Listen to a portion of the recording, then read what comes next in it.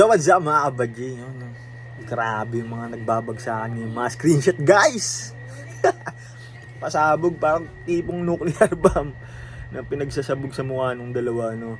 No, kilala niyo, tinutukoy ko guys, no, nandiyan lang sa aking thumbnail, saka sa title guys. So Maris and Anthony Jennings lang naman guys, no. So grabe yung pasabog talaga nung ex-girlfriend ni Anthony Jennings. As in guys, no, wala ka talagang laban kasi talagang may ebidensya guys, talagang may date, may oras, alam mo yun, kompleto recados guys, and also alam mo yun, may mga pictures talaga, hindi lang yung convo yung pinicturean guys, pati yung mga screenshot ng pati yung mga pictures guys na magkasama si Maris tsaka si Anthony Jennings, pati yung mga sa kwarto, no, kompleto guys. Kumbaga sa kaso guys, rekta mananalo no, kasi kumpleto guys, talagang as in hindi siya napagtahi-tahi, as in talagang para siyang breakdown. Ganong kalupit, no. Kaya sabi nung iba na wag mong kakalabanin yung mga babaeng may screenshot. Totoo guys, no. Kaya kung ikaw naglolo ka, putik buray mo. Kung ayaw mong matulad sa dalawang to, no, kung ayaw matulad kay Anthony Jennings, no. Ang mali lang kay Anthony Jennings guys, nagsinungaling pa kasi siya na walang nangyayari, friends only, nothing to worry about. Pero di ba, behind that may nangyayari talagang, alam mo yun, mga inappropriate actions, mga kalandian guys nangyayari, which is nahuli guys. Yun ang pinaka malala. Okay, sabi nga di ba, ikalabing isang utos, wag ka magpapahuli. Nagpahuli ka guys, so deserve mo yung mabash. Okay, pero dako tayo sa kay dun sa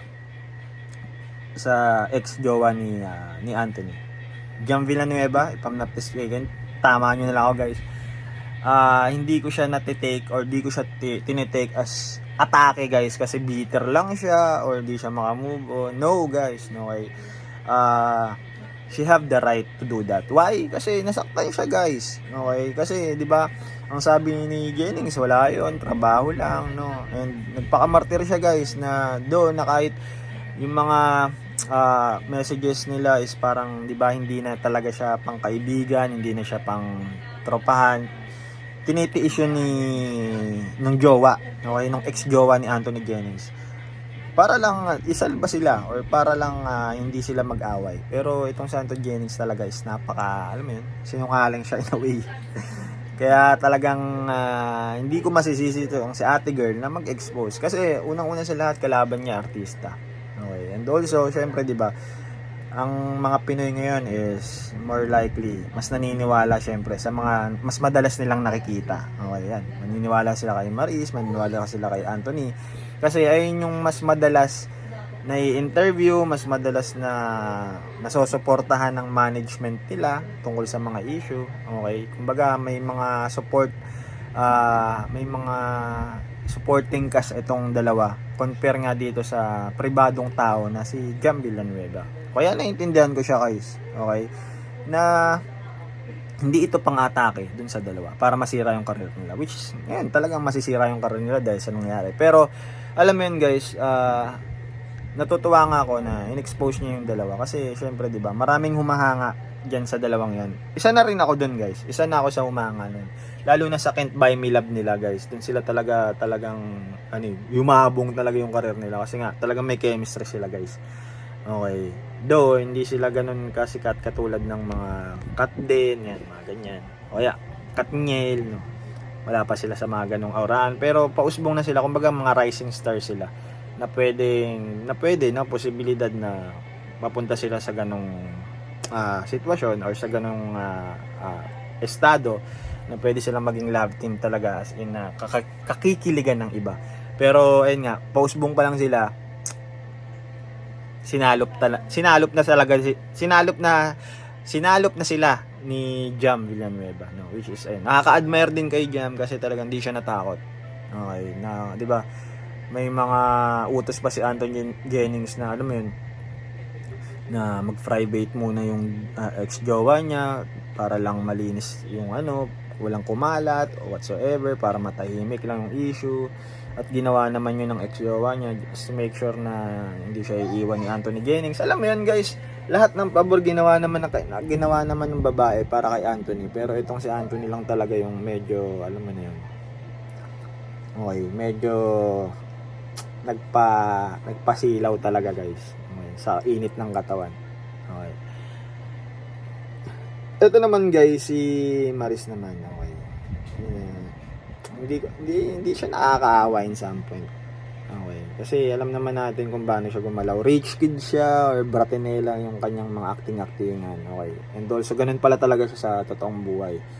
Na talagang medyo medyo liberated siyang gumalaw, guys. Medyo come and go siya. Parang ganun, guys. Hindi siya mahinhin. Okay, mga ganun Maria Clara vibes ba? Hindi pala, no. So kala natin sa mga on cam lang siya ganun, pero technically kung nabasa natin yung mga screenshot guys, hindi pala talaga. Kung ano siya sa camera, ganun talaga pala siya sa totoong buhay, no. Kaya talagang ayun, hindi na tayo nagugulat, no.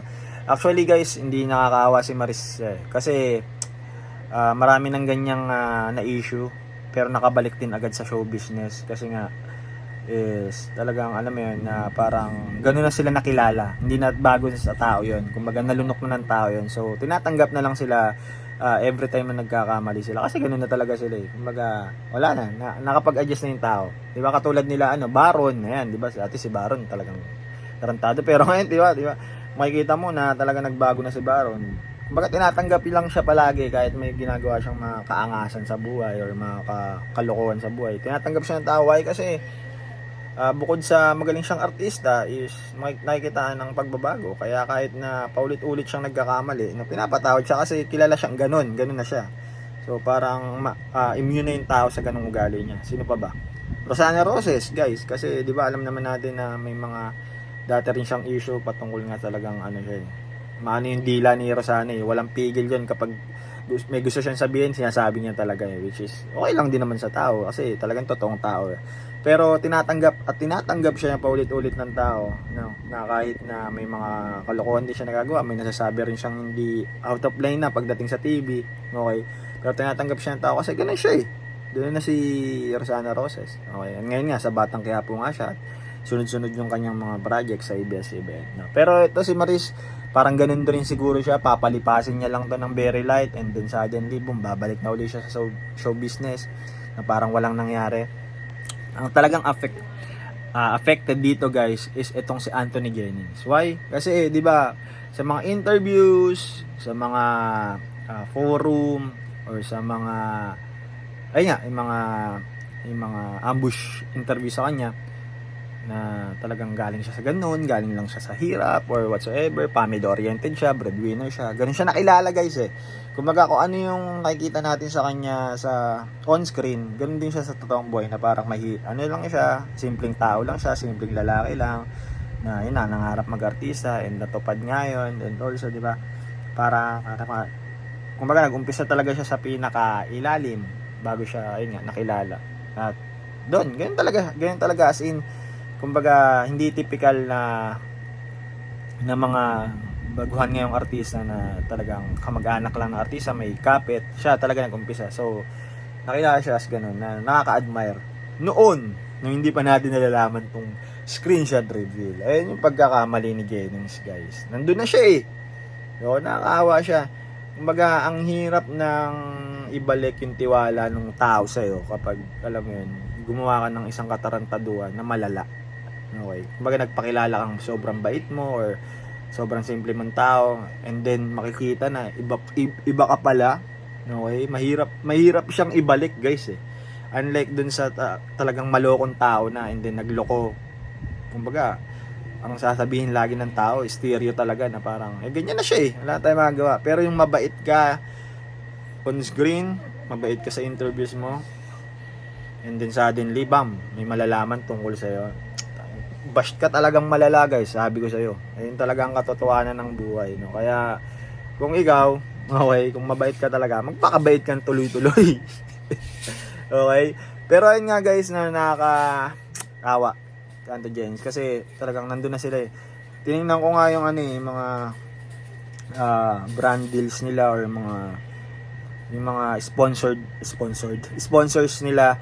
Dami guys, ang dami, hindi ko na isa-isa, sobrang dami, no. Puntahan niyo yung yung FB page ni Anthony Jennings, no. Kasi doon ako tumingin, hindi kay Maris, kasi si Maris matagal ng artista yan, so technically marami talaga ng endorsement yan. Pero kay Anthony Jennings, puntahan nyo, puro sila ni Maris. So technically silang dalawa ni Maris talaga, kaya umusbong rin yung career ni Anthony Jennings dahil kay Maris. Pero ayun, no, ang dami nilang endorsement. So ang pinaka worst na pwedeng mangyari guys is ma-terminate yung mga endorsement na yon, yung mga sponsorship na yon. Kaya syempre kung ikaw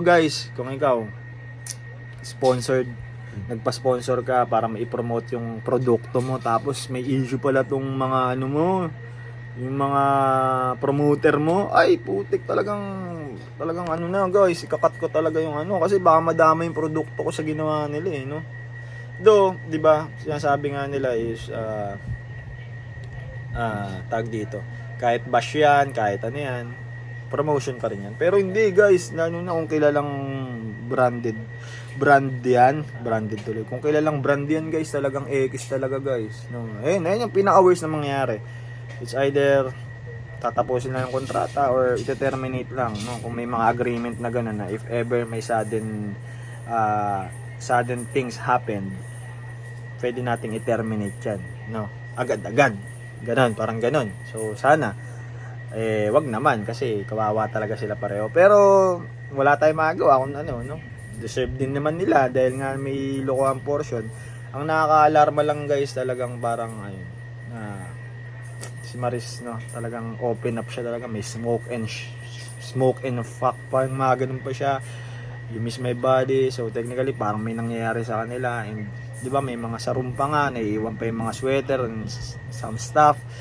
So technically guys, kapag nagsama yung isang babae at isang lalaki sa isang kwarto, no, na hindi mag-asawa or hindi magjowa, most likely may mangyayari sa ganyan. Okay, may mangyayari. Hindi naman lahat guys, okay, kaya sabi ko nga sa inyo, mataas yung chance, most likely mataas yung chance na may mangyayari. Pero ayun, hindi ko naman nila lahat, hindi ibig sabihin na may nagsamang isang babae at isang lalaki is may mangyayari talaga. Pero most likely mataas yung chance. At dahil dun sa mga conversation na yun, feeling ko talaga may nangyari na before before pa mag-break yung ex-jowa ni Jennings tsaka siya. So ayun, nakakabagabag lang kasi hindi maingat. Hindi, kidding aside guys. Alam mo yun, kapag public figure ka, artista ka, or kilala kang tao, puting mag-iingat ka ng todo guys kasi talagang masasagasaan yung career mo talagang pag na-reveal. At ayun na nga yung nangyari kay Anthony Jennings noon. Hindi siya nagbura guys, pinapabura na ni Maris. Hindi guys, alam mo yun, di ba? Hindi kayo na-expect na may ganyang revelation kasi syempre talagang ida-damage control na yan ng management kung sakali, pero hindi, inunahan kayo ng screenshot.